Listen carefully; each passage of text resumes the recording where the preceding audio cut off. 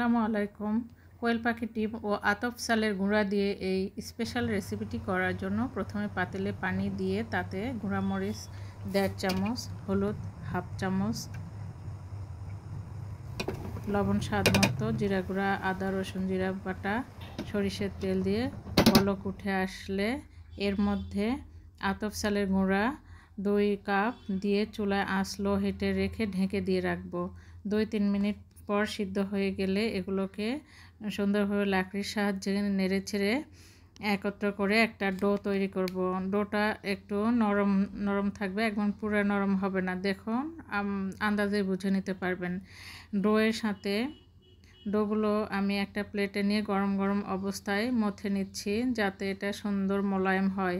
এর সঙ্গে দেখো আমি 2টা কোয়েল পাখির ডিম দিয়ে দিচ্ছি যাতে এটার টেস্ট আরও ভালো আসে এবং ডোটা আরও মোলায়েম হয়। ভালো টেস্ট আসার জন্য এটা ডিম দিলে ভালো টেস্ট আসে এবং ক্রিস্পি হয় আরও বেশি। এরপর এগুলো আবার মথে নিচ্ছি, তারপরে রুটির আকারে বেলে নেব। এই যে দেখো কত মোলায়েম হয়েছে। এর উপর একটু আটা ছিটিয়ে নিচ্ছি, রুটির আকারে বেলে নিচ্ছি। মোটামুটি পাতলাই হবে, একদম পাতলা হবে না, হালকা পুরো হবে। এগুলো দেখো কেটে নিচ্ছি কুকিজের আকারে। কেটে নেওয়ার পরে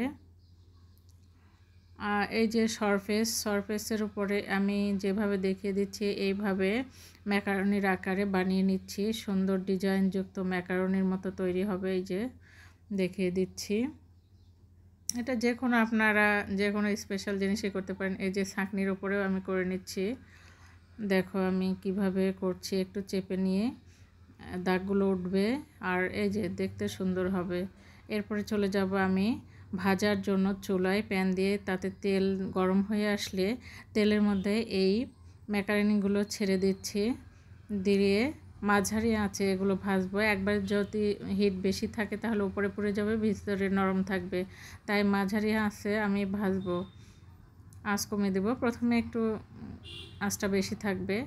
এই যে নামিয়ে ফেলছি এবং এটা খুবই সুন্দর ক্রিস্পি হয় এবং মুচমুচে হয়, খেতে খুব সুস্বাদু হয়। এটার শব্দেই তোমরা বুঝতে পারবে যে কেমন ক্রিস্পি।